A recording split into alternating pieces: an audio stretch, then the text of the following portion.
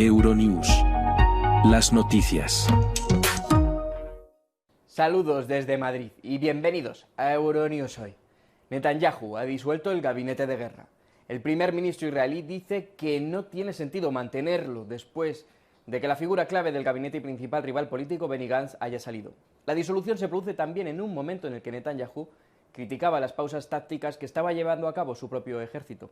Además, este lunes estamos muy pendientes de los nombres que se barajan en la Unión Europea para los altos cargos de presidente de la Comisión, alto representante en política exterior o presidente del Consejo Europeo.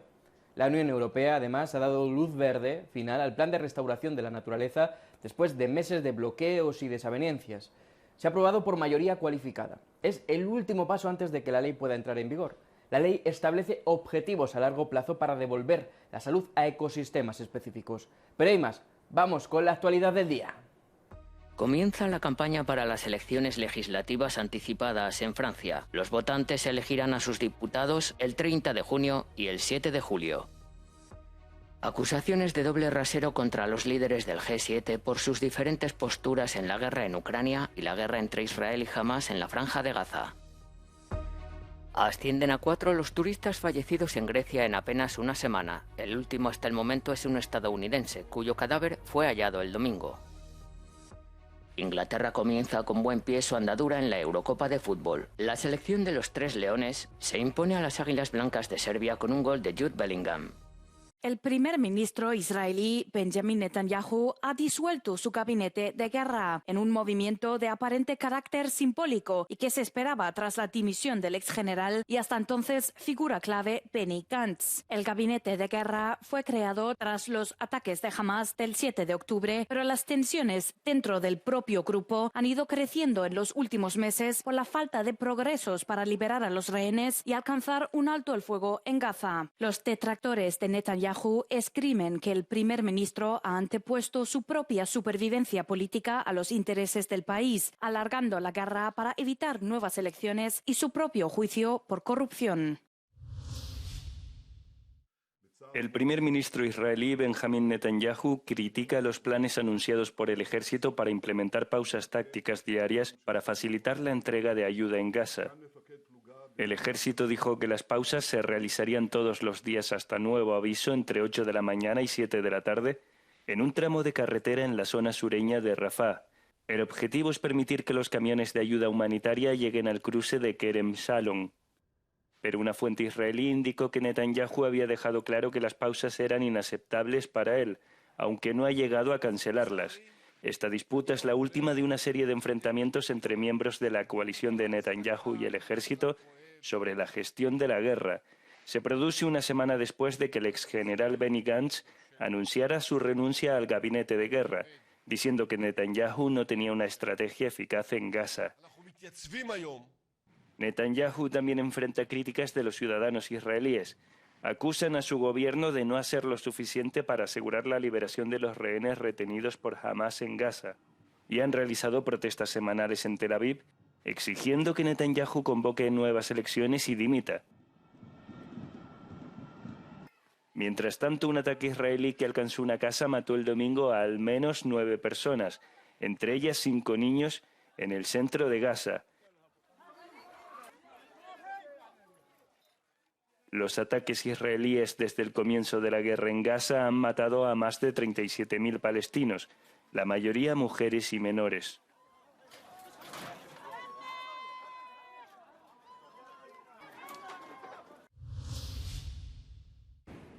Este lunes arranca oficialmente la negociación para decidir quién liderará la Unión Europea durante los próximos 5 años. Están en juego la presidencia de la Comisión Europea, la presidencia del Consejo Europeo y el puesto de alto representante para la política exterior. La decisión está en manos de los jefes de Estado y de Gobierno, que van a tener que respetar una serie de equilibrios geográficos representando todas las esquinas de la UE, de género y de partido. La clara favorita para la presidencia de la Comisión Europea es su actual presidenta, la alemana Ursula von der Leyen, aunque han sonado nombres como el del italiano Mario Draghi, ahora prácticamente descartado, o incluso el del actual primer ministro de Grecia, Kyriakos Mitsotakis. La victoria del Partido Popular Europeo en las elecciones europeas y la estabilidad que representa la alemana juegan a su favor. El Consejo Europeo está muy motivado en tratar de conseguir que el cambio institucional se culmine muy rápidamente, porque vivimos en tiempos muy turbulentos, tiempos geopolíticos muy turbulentos. Nos enfrentamos potencialmente a otra presidencia de Donald Trump, así que creo que los líderes están muy interesados en tener una nueva comisión, con una nueva agenda instalada lo más rápido posible. En el Consejo Europeo las posibilidades están más abiertas, aunque todo apunta a que irá a parar a un socialdemócrata. Quien tiene más números es el ex primer ministro de Portugal, António Costa, ahora que parece que se han despejado sus problemas judiciales, o la primera ministra danesa, Mette Frederiksen. En el puesto de alto representante, los interrogantes son más numerosos, aunque en principio debería recaer en un político liberal. Sobre la mesa, la primera ministra de Estonia, Kaja Kallas, el ministro de Exteriores de Polonia, Radoslav Sikorski, o el primer ministro en funciones de Bélgica, Alexander De Croo. Aunque ahora parece que la favorita es Kallas, a pesar de su línea dura contra Rusia. Hay tantos equilibrios que tienen que tener en cuenta que creo que este hecho es superado por el hecho de que es mujer, que es de un país báltico y que encaja en muchos de los otros puntos. La foto final podría ser exactamente esta o una completamente distinta. Hace 5 años la negociación duró 3 noches. Esta vez podría ir mucho más rápido. Después de meses de negociaciones, la Unión Europea ha aprobado el Plan de Restauración de la Naturaleza. En Luxemburgo, los ministros de Medio Ambiente de los 27 Estados miembros han aprobado la ley con una mayoría cualificada. El plan tiene como objetivo restaurar al menos el 20% de las superficies terrestres y marítimas de la Unión de aquí a 2030, lo que supone un alivio para las organizaciones medioambientales. Es histórico porque en realidad va a establecer objetivos legalmente vinculantes para que los Estados miembros comiencen a restaurar muchos ecosistemas degradados, desde bosques hasta ecosistemas de agua dulce, para restaurar la naturaleza en las ciudades y restaurar los polinizadores. Por eso es realmente muy importante. La ley ha generado mucho debate entre los Estados miembros. Sin embargo, salió adelante gracias a Austria. La ministra federal de Acción por el Clima del país ha validado el plan, permitiendo obtener una mayoría cualificada, una decisión que va en contra de la línea adoptada por el canciller austriaco. El jefe del gobierno del país, de centro derecha, afirmó que Austria tenía intención de abstenerse. Su ministra, sin embargo, no siguió sus órdenes. Sé que me enfrentaré a la oposición en Austria por esto, pero estoy convencida de que es el momento de aprobar esta ley.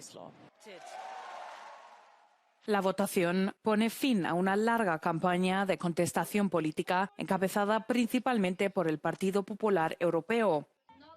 Los defensores de la ley esperan que la Unión finalmente pueda avanzar. Es una ley que apuesta por el diálogo para poder conseguir una restauración de los ecosistemas, dando una oportunidad a que el conjunto de actividades económicas que dependen directamente del buen estado de conservación de la naturaleza puedan seguir desarrollándose. A largo plazo, esta ley pretende restaurar todos los ecosistemas que lo necesitan de aquí a 2050. Los Estados miembros deberán presentar a la Comisión Europea sus planes nacionales para implementar estos compromisos. Tras una semana de idas y venidas, se abre en Francia la campaña oficial de las elecciones legislativas anticipadas. Se han cerrado las candidaturas y ya se conoce el nombre de los políticos que intentarán hacerse con uno de los 577 escaños de la Asamblea Nacional. En Francia, el sistema de votación es mayoritario, a 2 vueltas.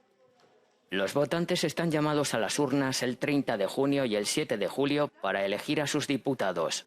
Una vez conocido el resultado de los comicios al Parlamento Europeo, el presidente francés Emmanuel Macron decidió convocar elecciones legislativas anticipadas ante el triunfo del partido ultraderechista Agrupación Nacional. La semana pasada estuvo marcada por intensas negociaciones para formar alianzas políticas. Los partidos de izquierda se unieron bajo la bandera del nuevo Frente Popular. En la derecha, la alianza del Partido Liberal Conservador, los Republicanos, con el ultraderechista Agrupación Nacional, ha suscitado una gran polémica. Entre tanto, en toda Francia tienen lugar numerosas manifestaciones contra la ultraderecha. Más de 4.500 personas marcharon por Bruselas el domingo en protesta contra la extrema derecha y el racismo. Organizada por la Coordinadora Antifascista de Bélgica, la marcha reunió a una veintena de movimientos y organizaciones sociales. Es la segunda gran marcha que se celebra en la capital belga para protestar contra la extrema derecha desde las elecciones europeas del 9 de junio, en las que la balanza se inclinó hacia la derecha.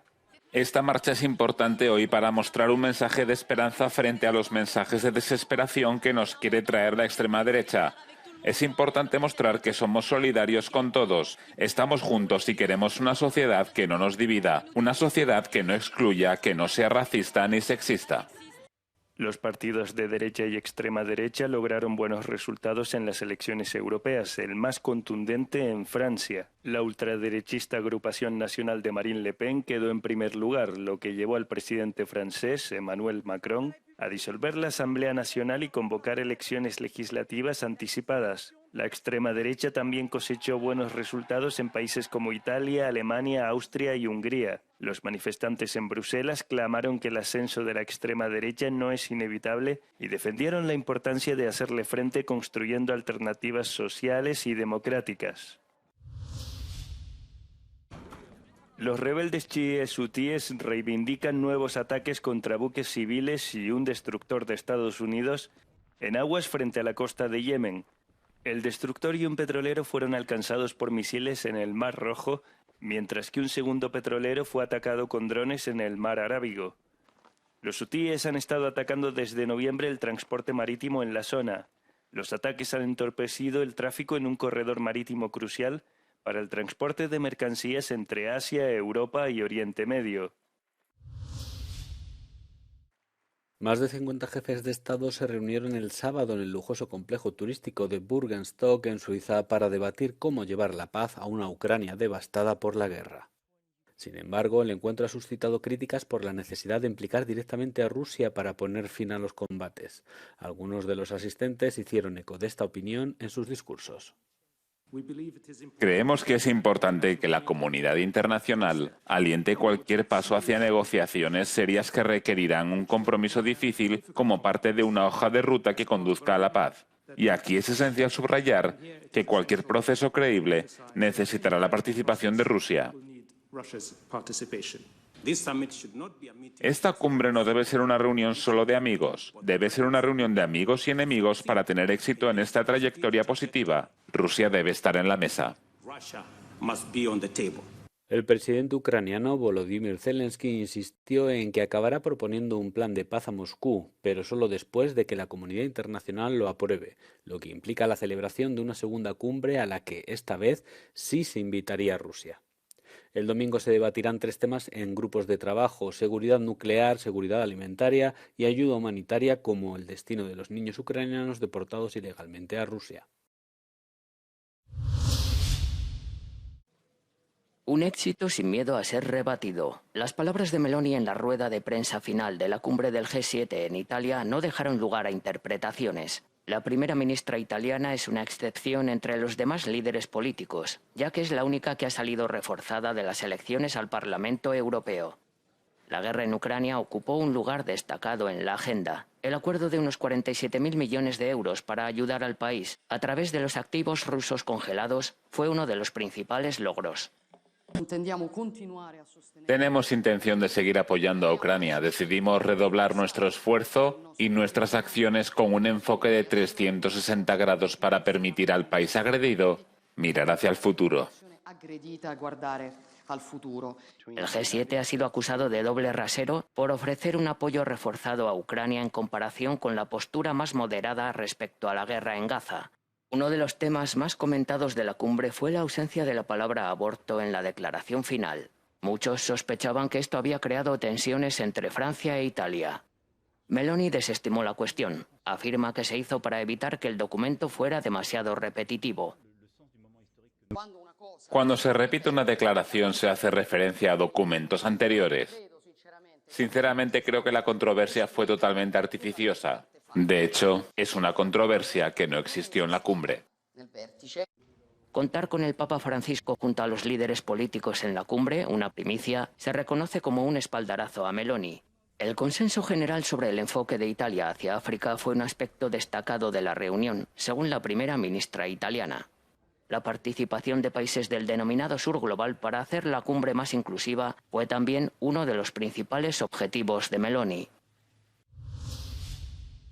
Masas de peregrinos musulmanes se han embarcado en un ritual simbólico de lapidación del diablo en Arabia Saudí. La lapidación es uno de los ritos finales del Hajj, uno de los 5 pilares del Islam, y marca el inicio de las celebraciones del Eid al-Adha para los musulmanes de todo el mundo. Se produjo un día después de que más de 1,8 millones de peregrinos se congregaran en una colina sagrada, conocida como Monte Arafat, a las afueras de la ciudad santa de la Meca, que los peregrinos musulmanes visitan para realizar los rituales anuales de 5 días del Hajj. Ascienden a 4 los turistas fallecidos en Grecia en apenas una semana. El último hasta el momento es un ciudadano estadounidense cuyo cadáver fue hallado el domingo. El hombre de 55 años desapareció en la isla griega de Matraki, cercana a Corfú, el pasado martes. Grecia ha sufrido recientemente una racha de desapariciones y muertes. Algunos de los fallecidos salieron de excursión con temperaturas muy altas. Desconocer la zona, las caídas y la ola de calor que viven muchos lugares de Grecia en estos momentos se han convertido en una peligrosa combinación que ha provocado un fatal desenlace. 2 francesas, un estadounidense y 2 israelíes siguen desaparecidos. Inglaterra ha comenzado con buen pie su andadura en la Eurocopa de fútbol al imponerse por 1-0 a Serbia. Jude Bellingham marcó el único gol del partido, un testarazo inapelable en el minuto 13. Harry Kane estuvo a punto de ampliar la ventaja en la segunda parte, pero el guardameta serbio desvió al larguero su remate de cabeza en el segundo palo. El delantero del Bayern de Múnich estableció una plusmarca para su país al lograr su 23ª aparición en un gran torneo. Su experiencia fue vital para marcar el ritmo de un partido en el que los balcánicos hicieron méritos para empatar. Creo que hizo un excelente trabajo en la segunda parte, cuando nos costó mantener el control. Su capacidad técnica para mantener el balón en nuestro poder nos ayudó mucho. Este equipo todavía se está formando. Todo el mundo espera que pasemos de ronda. Aún tenemos mucho trabajo por delante. Las horas previas al partido se vieron ensombrecidas por enfrentamientos entre hinchas de los 3 Leones y las Águilas Blancas. Los agentes antidisturbios tuvieron que intervenir para mantener el orden en las calles de Gelsenkirchen. Hasta aquí las noticias de este lunes. Ya saben dónde seguirnos. Y si le dan al botón de suscribirse estarán al tanto de todo. Y si le dan a me gusta, colaborarán para que llegue la información a más personas. Les dejamos con el no comen del día, en el que verán la piscina de olas para surfear que han montado en pleno centro de Rotterdam, en Países Bajos. Buenos días, buenas tardes, buenas noches.